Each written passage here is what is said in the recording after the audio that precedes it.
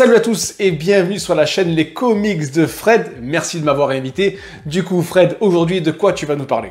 Avec ta complicité, Rémi, j'aimerais que l'on parle d'une série que je trouve hors norme. Déjà par le duo qui l'a créée. Je veux bien sûr parler de Gideon Falls. Ah, ben ça tombe bien que tu parles de Gideon Falls parce que moi, c'est une série que j'ai adorée. 4 tomes sont parus en France, ils sont ici. La série a été mise en image par un dessinateur italien qui s'appelle Andrea Sorrentino et j'adore cet artiste. Il a travaillé sur Green Arrow, sur Old Man Logan, sur Secret Empire et encore plein d'autres œuvres, que ce soit chez Marvel, chez DC ou en indépendant. Allez, fais-moi le pitch. Parle-moi du comics. Alors, l'intrigue de Gideon Falls, qu'est-ce que c'est? Je vais essayer de vous la résumer parce que Gideon Falls, c'est assez compliqué, c'est même très compliqué. On suit un personnage principal qui s'appelle Norton Sinclair et qui a une espèce de phobie, de lubie même, j'ai envie de dire. Il cherche, il fouille dans les déchets de la ville pour chercher les pièces d'un certain bâtiment qui, selon lui, serait maléfique. Il se confie à sa psychiatre qui est Angela Chou, je sais pas comment on dit, voilà, qui est Angela Chou, à qui il se confie, et donc il lui confie qu'il rêve d'une grange maléfique. Donc ça, c'est une intrigue d'un côté, puis de l'autre côté, on assiste à la venue du père Fred. Tiens, ça tombe bien. Voilà, du père Fred qui arrive dans la petite ville de Gideon Falls, qui est une bourgade un peu reculé, un peu retranché, et il s'est passé quelques événements un peu surnaturels. Et donc le père Fred, on apprend qu'il a lui aussi un lourd passif de son côté en tant qu'ecclésiastique, et donc il amène un petit peu quelque chose avec lui, un certain passé, un certain passif, et donc il est chargé un peu de remettre Gideon Falls sur les bons rails suite au décès de l'ancien prêtre. Ces deux histoires apparemment parallèles vont s'entrechoquer, vont s'entremêler. Évidemment, cette fameuse grange noire va apparaître, puis disparaître. Certains personnages vont pouvoir y entrer, d'autres en sortir. Ils n'en sortiront pas indemnes. Autour de là, il y a une autre intrigue, une troisième intrigue qui se développe suite à un petit garçon qui a disparu il y a très longtemps, plus un club, on va dire un club de ce qu'on appelle les laboureurs qui doivent lutter contre la grange noire. Voilà, là je vous livre ça comme ça, ça fait un peu fouillis, ça fait un peu lourd à tout assimiler, mais voilà, Gideon Falls, moi c'est une série que j'ai vraiment adorée de par, la partie graphique, je vous ai dit, Sorrentino, c'est un artiste que j'adore, mais aussi il faut rendre grâce à Jeff Lemire qui développe un scénario très alambiqué, mais prenant. Voilà, moi j'ai vraiment 3 fois vraiment aimé Gideon Falls. Merci Rémi pour avoir résumé les 3 premiers tomes de Gideon Falls. Dans le 4e tome, Pentoculus.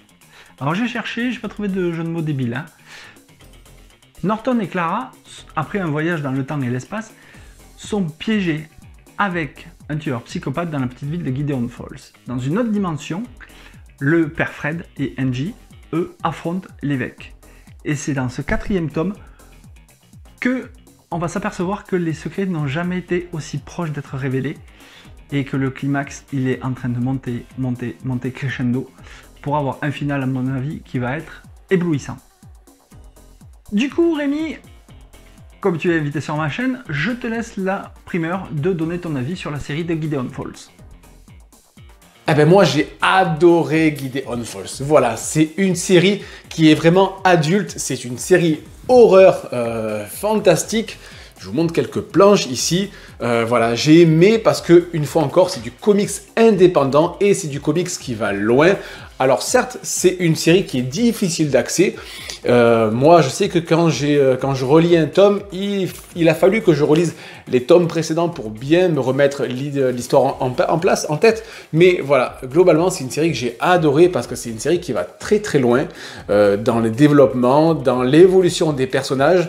dans l'histoire aussi. Graphiquement, c'est Andrea Sorrentino, j'adore cet artiste. Et ce que j'ai beaucoup aimé, c'est que dans le tome 3, on passe vraiment un cap, on passe un palier dans l'intrigue. Là, maintenant, on s'affranchit des règles d'espace et de temps.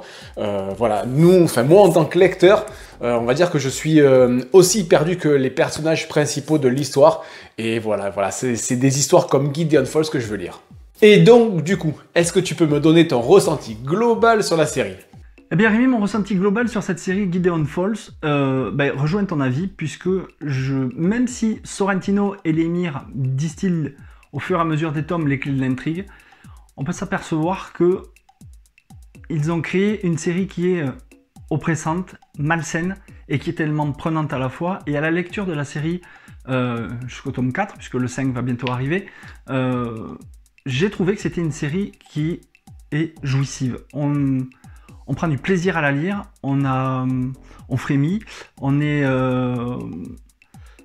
transporté dans différents univers, et c'est ce qui m'a plu, et c'est ce que je recherche aussi dans les histoires indépendantes.